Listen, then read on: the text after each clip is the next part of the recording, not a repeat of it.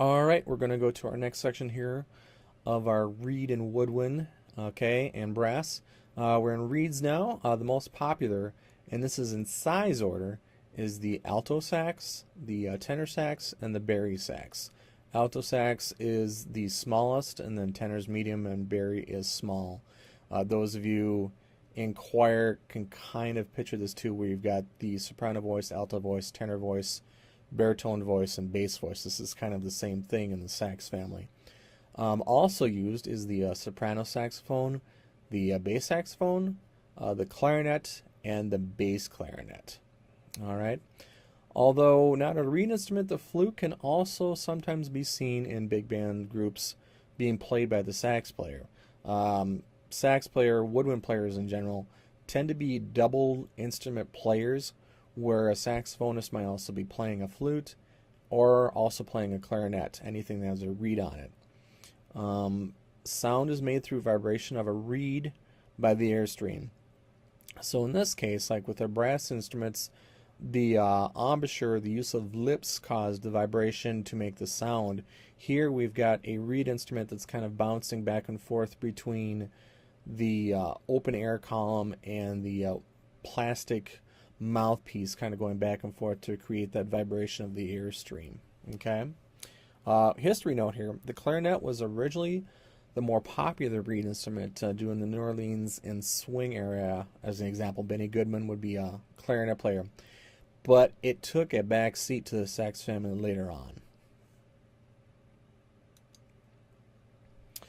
All right, talking about timbre here.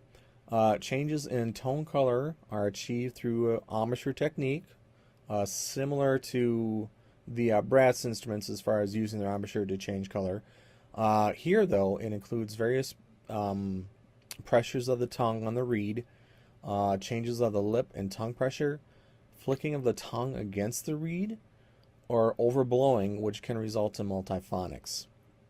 Multiphonics, by the way, with instruments, you can really only do one tone. For example, with piano, you can play more than one tone, so that would be considered a multiphonic instrument. But with instruments in general, brass instruments, trumpet or clarinet or saxophone, it's a monophonic instrument. In other words, you can only play one tone at a time.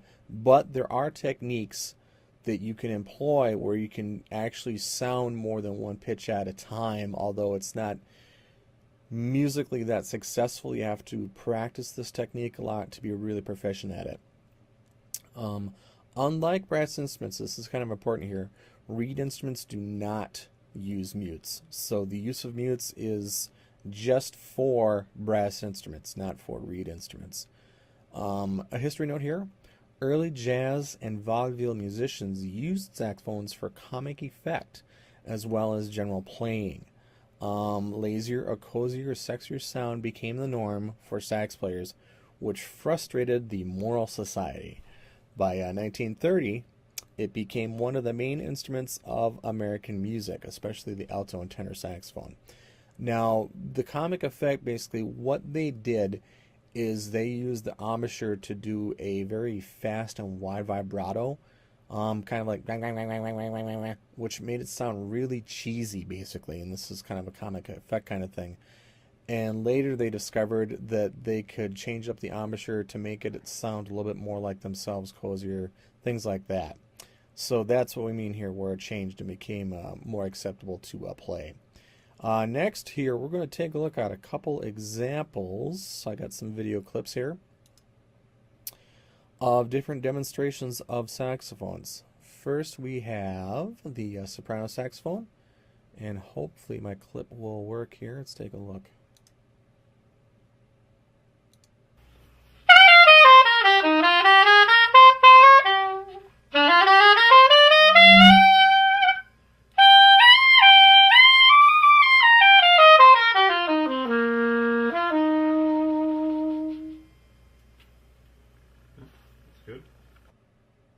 Okay, that was the soprano saxophone.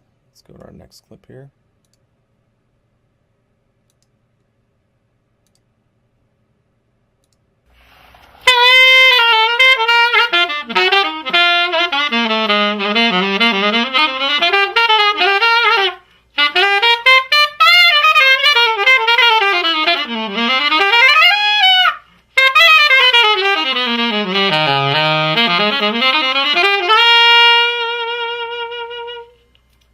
And that was a little bit bigger instrument. That was the alto saxophone. Next we got the tenor saxophone.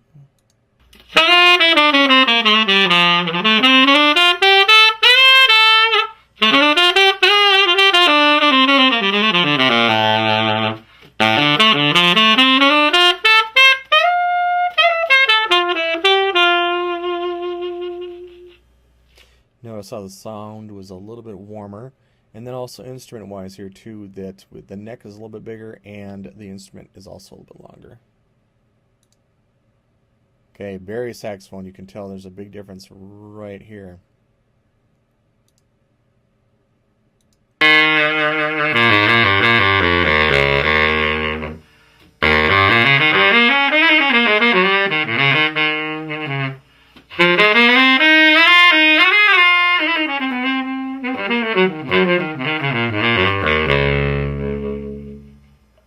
Okay, you notice that the bass sax can also play high notes as well. Same thing with tenor sax. It's just that the tone quality is going to be a little bit different, so you can kind of tell when a bass saxophone playing high notes isn't quite the same as that alto saxophone trying to play high notes. Okay, our next slide here. Okay, now we're going to be looking at use of different timbre effects or tone color effects. First, we got a example of bending notes, and this will be on a tenor sax one.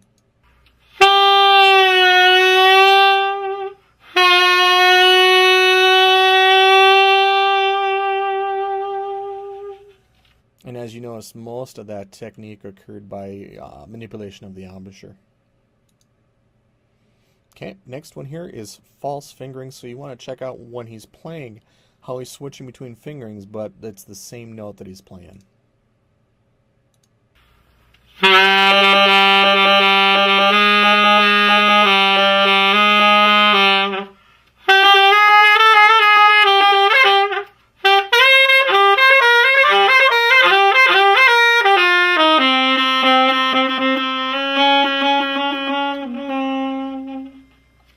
Okay, next one.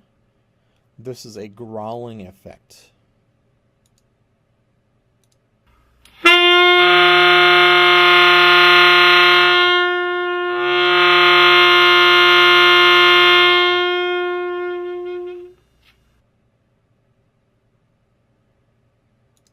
Okay, and next is use of multiphonics. In other words, playing one note at the same time.